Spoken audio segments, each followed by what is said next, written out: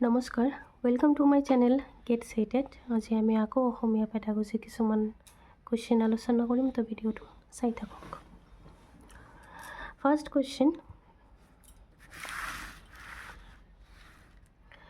136ৰ পৰা ষ্টাৰ্ট হ'ব, যে কি কৈছে ৰাষ্ট্ৰীয় শিক্ষা নীতি 2020 অনুসৰি ধ্ৰুপদী ভাষাৰ ক্ষেত্ৰত তলৰ কোনটো প্ৰযোজ্য নহয়।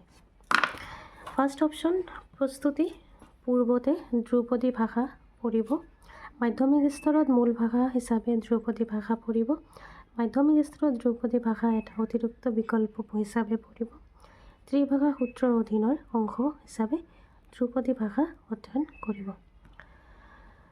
কাৰেক্ট অপশ্যন মাধ্যমিক স্তৰত ধ্ৰুপদী ভাষা এটা অতিৰিক্ত বিকল্প হিচাপে পঢ়িব, অপশ্যন নম্বৰ 3।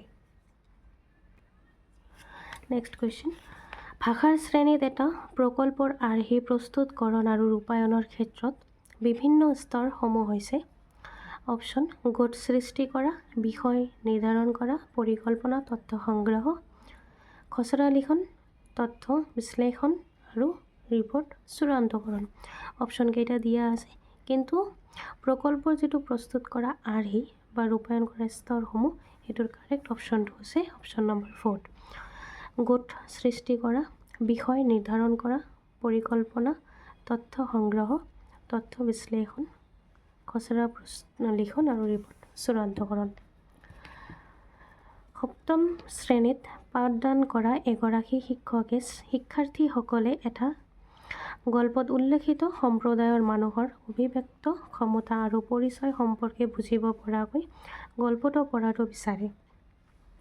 শিক্ষকগৰাকীয়ে শিকাৰুসকলৰ মাজত কিহৰ পোষকতা কৰিব বিচাৰে। অপশ্যন বিশ্লেষণাত্মক পঠন, সাহিত্যিক দক্ষতা, ভাষাবোধ, সমালোচনাত্মক বোধ। অপশ্যন শুদ্ধ উত্তৰ অপশ্যন নম্বৰ 4 সমালোচনাত্মক বোধ, ক্ৰিটিকেল লিটাৰেচি। তলৰ কোনটো ভাষাৰ ক্ষেত্ৰত শুদ্ধ নহয়। ভাষাই সামগ্ৰিক মানৱী জ্ঞান লৈ বৰঙণি আগবঢ়ায়, কিছুমান ভাষাই মাত্ৰ বিজ্ঞান আৰু অভিযান্ত্ৰিক প্ৰসংগহে বুজাব পাৰে, ভাষাই পৰিচয় অভিব্যক্ত কৰে, ভাষা হৈছে বুৰঞ্জীৰ ভাণ্ডাৰ। তো কোনটো নহয় বুলি কৈছে, যে কিছুমান ভাষাই মাত্ৰ বিজ্ঞান আৰু অভিযান্ত্ৰিক প্ৰসংগহে বুজাব পাৰে, সেইটো শুদ্ধ নহয়। তো 3টা অপশ্যন, বাকী 3টা অপশ্যন আমাৰ ভাষাৰ ক্ষেত্ৰত শুদ্ধ। নেক্সট, শিকাৰুৱে ভাষাই এটা প্ৰণালী হিচাপে কাম কৰে বুলি বুজে আৰু প্ৰয়োগ কৰে, ই হৈছে সমাজ ভাষা বৈজ্ঞানিক পাৰদৰ্শিতা, কৌশলগত পাৰদৰ্শিতা, যোগাযোগমূলক পাৰদৰ্শিতা, ব্যৱস্থাপিত পাৰদৰ্শিতা। তো সঠিক উত্তৰটো হৈছে ব্যৱস্থাপিত পাৰদৰ্শিতা।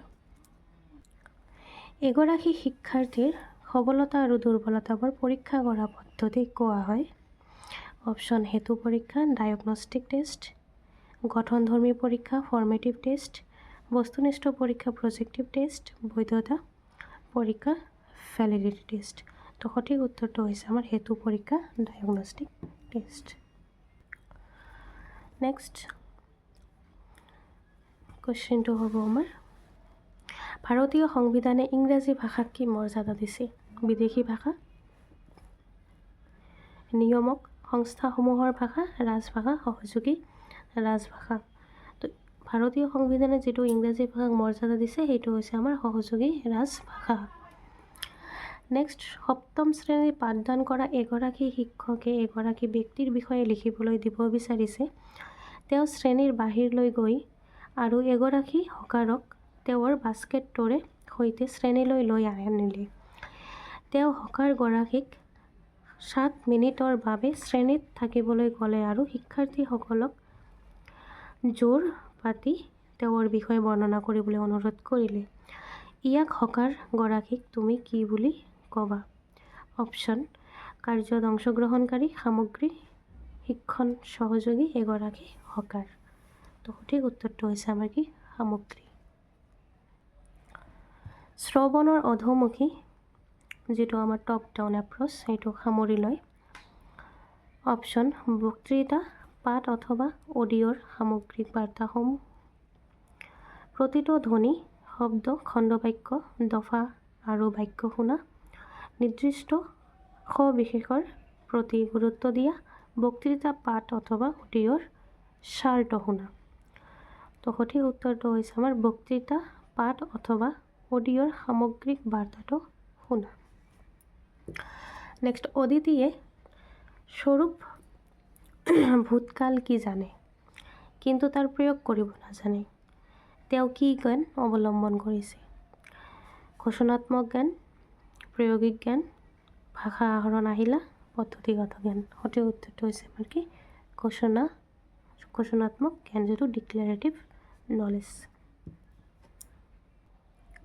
নেক্সট, কৃপা আৰু কৰণ যমজ ভাতৃ আৰু মণিপুৰীৰ এটা উপভাষা কয়। অৱশ্য দুয়োৰে কথন সুকীয়া।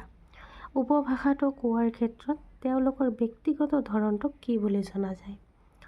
কাৰ্যকৰণ স্পীচ এক্ট, মণিপুৰী ভাষা, ব্যক্তিভাষা, আইডিঅলেক্ট, উপভাষা, ডায়েলেক্ট। তো কোনটো হ'ব সঠিক? ব্যক্তিভাষা। সঠিক উত্তৰ আইডিঅলেক্ট।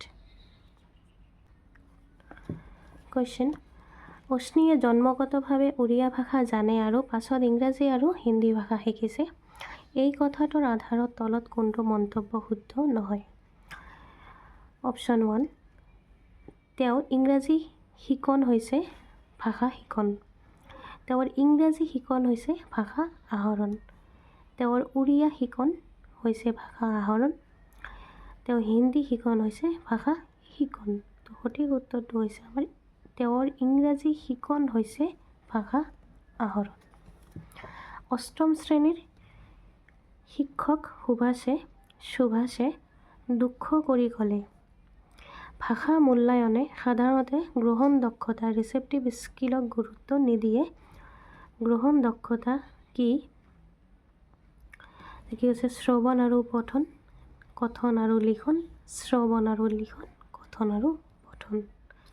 তো কোনটো হ'ব? শ্ৰৱণ আৰু পঠন।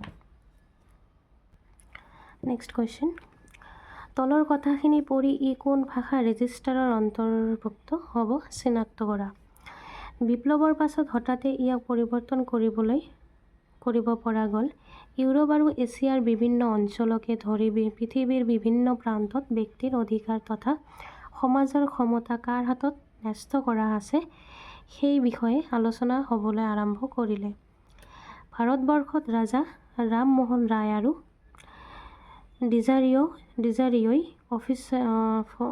ফৰাচী বিপ্লৱৰ প্ৰাসংগিকতাৰ বিষয়ে আলোচনা কৰিলে।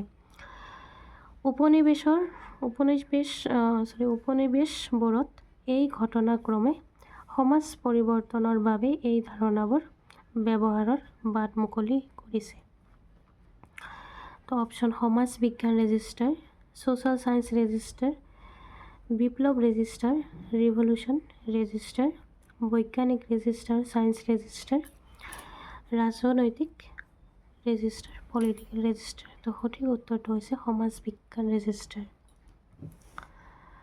কাৰনিক প্ৰণোদিতকৰণ ইনষ্ট্ৰুমেণ্টেল মটিভেশ্যন তেতিয়া হয় যেতিয়া অপশ্যন যেতিয়া এগৰাকী ব্যক্তিয়ে যেতিয়া তেওঁৰ সম্প্ৰদায়, ধৰ্মীয় আৰু সামাজিক অনুষ্ঠানবোৰৰ পৰা ভাষা শিকে, যেতিয়া এগৰাকী ব্যক্তিয়ে কিতাপ লিখিবলৈ ভাষাটো শিকে, এগৰাকী ব্যক্তিয়ে উপযুক্ত ভিত্তিক কাৰণ যেনে বৃত্তি আদিৰ বাবে ভাষা শিকে, এগৰাকী ব্যক্তিয়ে ঘৰুৱা ভাষা নেটিভ লেংগুৱেজ যিটো কোৱা মানুহৰ কাষ চাপিবলৈ ভাষাটো শিকে। সঠিক উত্তৰটো হৈছে আমাৰ 3, এগৰাকী ব্যক্তিয়ে উপযোগিতা ভিত্তিক কাৰণ যেনে বৃত্তি আদিৰ বাবে ভাষা শিকে। সেইটো হৈছে আমাৰ ইনষ্ট্ৰুমেণ্টেল মটিভেশ্যন। Thank U.